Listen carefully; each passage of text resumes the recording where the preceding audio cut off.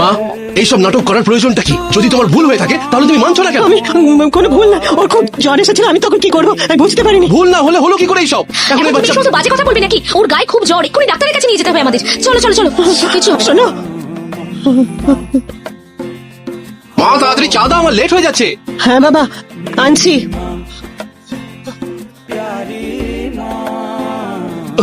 এটা কি করছেন মা আপনি?